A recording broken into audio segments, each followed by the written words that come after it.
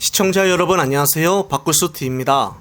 어제 저녁 MBC 뉴스에서는 이화영 부인의 계좌에 거액의 돈이 입출금 됐다는 내용을 보도를 했었습니다. 그러면서 6차례 소환 통보를 보냈는데도 출석을 하질 않자 피의자 신분으로 전환을 했다고 하는데요.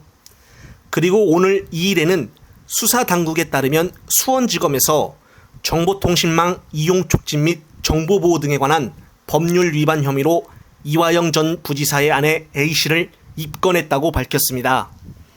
A씨는 이전 부지사의 측근인 경기도전 평화협력국장 B씨에게 2019년 당시 경기도의 대북사업 자료를 달라고 요청한 혐의를 받고 있다는 것인데요. 갑자기 왜 8월 1일에 이렇게 피의자 신분으로 전환을 했을까요? 그것은 며칠 전에 이화영 부인의 편지 때문이 아닌가 싶습니다. 그 편지 내용은 검찰과의 이화영 전 부지사의 구속기간에 대한 딜 내용이었기 때문입니다. 따라서 검찰은 갑자기 이화영 부인을 피의자 신분으로 전환하는 것이 다름 아닌 입단속을 시키려고 한 것이 아닌가는 의구심을 가져봅니다. 그리고 또한 아내를 피의자로 입건을 시켜 심리적 변화를 가져오게 하여 이화영 전 부지사를 있지도 않는 일에 대해서 입을 열게끔 하려고 하는 의심을 안 가질 수가 없습니다.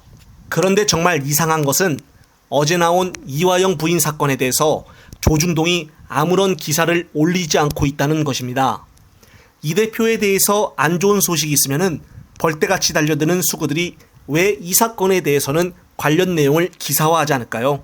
우선 대북 송금에 대해서 다시 한번 간략하게 설명을 하는 최진봉 교수의 영상 보시고 이어가겠습니다.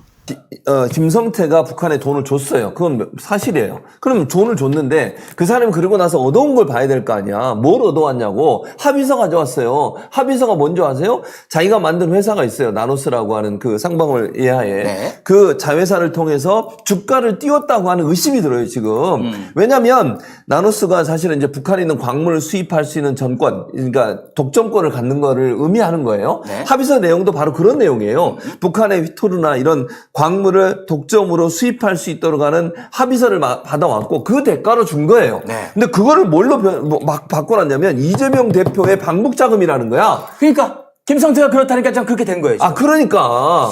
근데 이거를 이화영 부지사가 한마디 한 건 딱 그거야. 필리핀에선가 이제 그 김성태가 만났잖아요. 네. 그때 뭐라고 그랬어요?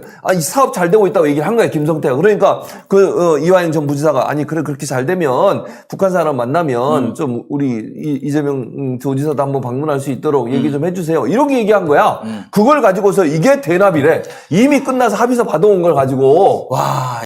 네, 그렇습니다. 어떻게든 있지도 않는 대북 송금으로 이재명 대표까지 엮어보려고 하는 검찰. 마냥 당하고만 있어야 할지 조만간 반전이 일어나지 않을까 싶습니다. 한편 2일 언론에 따르면 8월 25일로 예정이 된 유튜브 채널 가세현 운영진들의 공직선거법상 허위사실 공표 혐의 재판에서 김혜경 여사를 증인으로 부를 예정이라고 합니다. 지난해 9월 서울중앙지검은 당시 가세현 운영진인 강용석 변호사와 김세희 전 MBC 기자 그리고 김용호 전 스포츠월드 기자를 기소를 했었습니다. 2021년 11월 초 김 여사가 집안에서 낙상사고를 당해 새벽에 구급차를 타고 병원에 이송이 됐었는데 이것을 당시 가세현이 이 대표 부부싸움 과정에서 이 대표가 김 여사를 폭행했다는 의혹을 제기를 했고 해당 의혹은 당시 온라인을 통해 확산이 되었기 때문입니다. 그러자 민주당은 곧바로 가세현 운영진을 고발을 하고 사실이 아니라며 김 여사가 병원으로 이송되는 영상을 공개를 했었습니다. 따라서 법원이 이것에 대해서 판결하기 위해 증인으로 참석을 요청한 것인데요. 법원은 김 씨가 직접 폭행 여부를 대답해야 한다고 판단을 했고 지난 6월 김 여사를 증인으로 채택하기로 결정했다고 합니다. 그만큼 법원에서도 직접 증인을 출석을 시켜 무게감 있게 판결을 내리려고 하는 것이 아닐까요?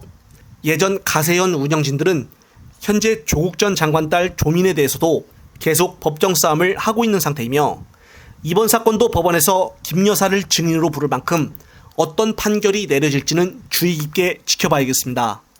끝으로 또 다른 새로운 소식이 있으면 찾아올 것을 약속을 드리며 이번 영상은 여기서 마무리하겠습니다. 시청자 여러분, 시청해주셔서 감사합니다.